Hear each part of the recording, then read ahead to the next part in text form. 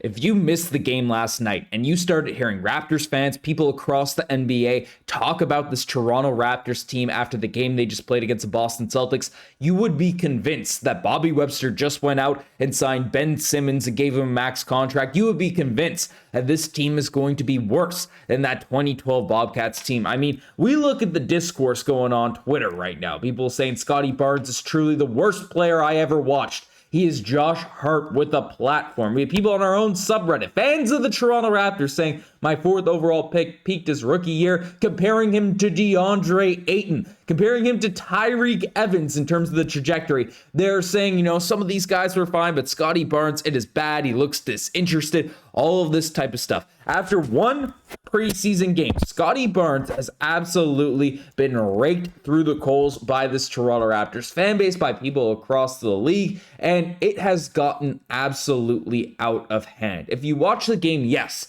there are some things that weren't crazy encouraging against this Boston Celtics team out there in preseason. There are some things that need to be shored up, cleaned out, ironed out there, not just with Scottie, but this entire roster. But the discourse that has been going on after this just one game of preseason in a season where the expectations are actually high. They have leveled up for this Toronto Raptors team, and there are some things that they need to shake out. It has gotten absolutely ridiculous. So we'll dive into what needs to be done, what's going on with this Raptors group, and the negatives as well as some of the positives we can take away from this Boston Celtics game. Because, again, preseason has been a mixed bag. We see this team play with a lot of fire, play with a lot of fight. Some new acquisitions look good out there. Sandro out there looks great. Ochai Agbaji's meshing in well. There have been some positives, but there has been some negatives. And don't get me wrong, Scottie Barnes, the discourse regarding him, it shouldn't be all sunshine and rainbows. This guy is shooting 20% from the field out there in preseason so far. He hasn't made a three-point shot. He's 75% out there from the free throw line and all that type of stuff. That does need to raise some eyebrows from the Toronto Raptors fan base, given the fact Scottie Barnes is the face of this franchise. He's a guy that has been given the keys. We traded away Pascal. We traded away OG Anunoby. We let Fred VanVleet walk. We moved this era. We did it super fast because of how good Scottie Barnes looked early on in his career. And he needs to develop. He needs to come in his own. He still needs to get into his mold of where he can be that 1A, or at least focal point face of this franchise. And that is all well and good. And last night, again, we looked at the full season stats against the Boston Celtics in this game. 7 points, had 10 rebounds, had 4 assists and stuff, but 3 of 13 from the field and 0 of 2 from the 3-point line again. And it wasn't that encouraging. And yes, I've talked about it a bunch. Scottie Barnes is the most polarizing player out there in this entire fan base. It's true, some people absolutely love him. Some people think he's just given the reins undeservedly, and then it's cooked that we gave him that max contract. And there are arguments to be made on either way. I'm a believer in Scottie Barnes, but I'm not calling people that, because he hasn't showed it yet on a consistent enough basis to be like, okay, anyone that's really hating on the guy is absolutely stupid, given the contract, given all the expectations that have been put in his place. So all that is well and good. But the level it's gotten to after this game of preseason, after the first 2 games that are going on right now, it has gotten absolutely ridiculous. It is next level hate that is going on Scottie Barnes right now. And there are reasons to be concerned, but a few of them just are not super genuine. Because the Raptors, yes, Scottie Barnes, he needs to stop settling for these weird... The 3-point shots I actually don't mind. And, he's not making his 3-point shots right now. But Scottie is a guy that's more effective when he's scoring around the basket. But he's making some drives. You watch the game, he's getting paint touches, he's able to make those passes. And defensively, he has been effective. He has been able to, get in people's way and get stops. He's getting rebounds. He's getting assists. 4 assists in this one. There's a lot of these passes that Scottie Barnes made that could have been assists if, people ended up converting on those shots. Scottie Barnes was fine in all other aspects of the court, but scoring and decision-making in terms of shot selection could be improved, right? The drives, I think, could be more confident. I think he could be more poised out there going to the basket. He could be, settling less for, the 3-point shots I'm less worried about, but some of the middies he takes are just contested for no reason. He takes that extra dribble, takes some contact, and gets the rim. That could be much more effective because we've seen him be effective out there in those areas. But the biggest thing right now for Scottie Barnes is really getting into open space, and it's been tougher, right? Because Josh Lundberg made a good point. Came out and said that the Raptors starters finished a minus 12 in 15 and 15 minutes of action. All 5 of those guys were at their best playing in hybrid units, and they spent a lot of time together over the past couple months. Totally different than facing other teams. Reps is the most important thing. A lot of talent out here, but they need to make it fit. And the guy that's really most affected by this current Raptors lineup, this current starting unit, is clearly Scottie Barnes watching this game.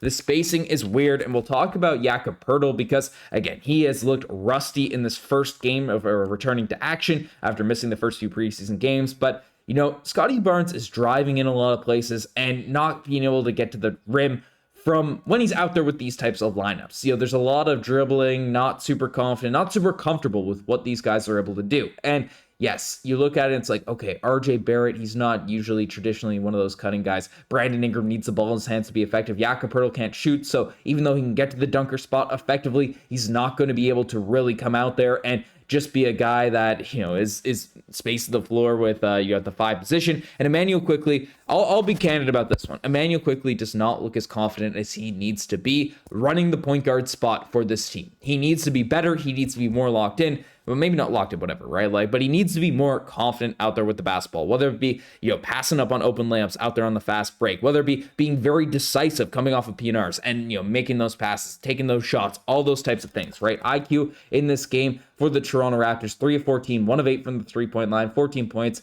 6 assists, 4 rebounds. Like, not his worst game, but, you know, 1 of 8 from the 3-point line, and just the whole vibe at Aura. He needs to be more confident out there on the basketball court. That is just something you could see from watching these specific games, but right now, the lineup needs to get comfortable. And everyone's screaming like, this guy's falling. We invested so much in this team, in this lineup, and it's not super effective. Well, you know, other lineups, like when the Raptors ran out different groups, like Lundberg puts it well as well. Good minutes for Barnes and the bench so far to close the first quarter. Scottie's far more aggressive playing with the subs, not unrelated to space. There's more space in and around the paint with Mamukashvili, with Ochai Agbaji, and Jacoby Walter out there. The Celtics lead and, you know, whatever. So Scottie Barnes did look more comfortable driving the lanes and when there's more floor space, which is just common sense. You know, the more floor spacing you have out there on the court, the more a guy like Scottie Barnes, who is used to slashing, or is most effective slashing, is going to be able to get to the rim and feel really good about his game. When, you know, you're a point guard out there, and I'm a fan of Immanuel Quickley, I'm bought into the hype, but,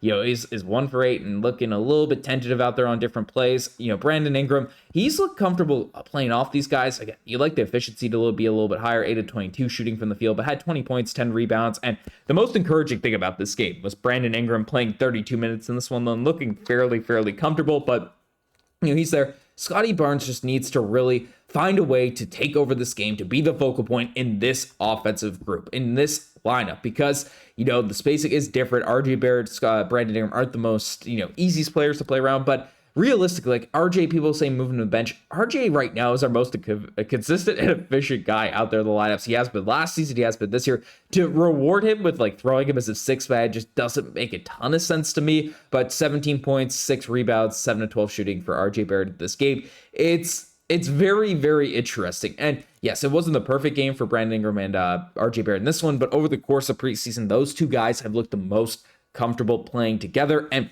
basically, of course, during preseason, you usually get to see a lot of, the bench guys, see how they do it. And they closed the game in this one, almost had, you know, crazy Xavier Tillman, you know, game winner in this one, which is, you know, is what it is. You know, the Raptors lost this game by 2 points, but, you know, just the overall vibe, especially for the starters, has a lot of people discouraged and just has gotten completely out of hand in terms of what people are saying. Now, what were the positives from this one? And we've alluded to them a little bit, but Ochai Agbaji in this game had 10 points, looked very comfortable, complimentary of, you know, getting started to lineups with that starting unit. Jacoby Walter looked very solid, you know, 9 points, 2 of 6 shooting. You know, the box score doesn't stand out too well for Jacoby, but I thought he had a very good game. And, you know, Gradey Dick didn't play in this one. So, you know, extended run there for Jacoby Walter. You know, the rest of the bench, you know, Sandro Mamukashvili, he, 5 points. He has been a real, just nice addition, nice pickup for Bobby Webster out there in the offseason. James Battle had a couple clutch threes. He'd be able to space the floor is very positive. And Jamal Shead, you know, the Shed heads, we've been gassing this guy up the entire season, of course. You know, with the lack of shooting and stuff, there is some question marks there, but had 7 assists. And while you could talk about, the discrepancy between Immanuel Quickley and Jamal Shead, of course, Immanuel Quickley is a more talented player, the better shooter, this, that, whatever. Jamal Shead just looks more confident out there, from the eye test, running the show, running this team, and you see in the assist numbers, and you see it just in the day. I might have to go to like more advanced stats because to see if the eye test matches up in terms of the lineup stuff that's going on. But the 3 points, 7 assists, 2 steals for Jamal Shead. I just feel really, really good with how the offense looks when Jamal Shead's out there with this team. So maybe I'm crazy, maybe I'm biased, maybe I am what I am, but I don't know. I feel really, really good about this lineup when Jamal Shead is out there with this group. But we'll see how things go. One thing that should also be seriously taken into account is if you ever went to a preseason game for the Toronto Raptors, for any team, especially the veteran guys, starters and stuff, they rarely take this seriously. Of course, the rust off of Jakob Poeltl, you want that to get sorted out very, very quick. That you do have to take some serious things into consideration over the course of preseason, but you watch the mannerisms, you watch how locked in these guys are during the course of preseason, and it is not nearly. And people say, people don't take their regular season seriously. Well, the preseason, they take even less so. So I'm less worried about what's going on out here in preseason. I'm not, being one of these guys bagging on Scottie Barnes like it seems like the entire internet is here now this morning. But let me know what you guys think about all this in the comment section down below. Most importantly, hopefully the Blue Jays get a win here tonight against the Mariners. Let me know what you guys think about all this in the comment section down below. I'm signing out. Cheers.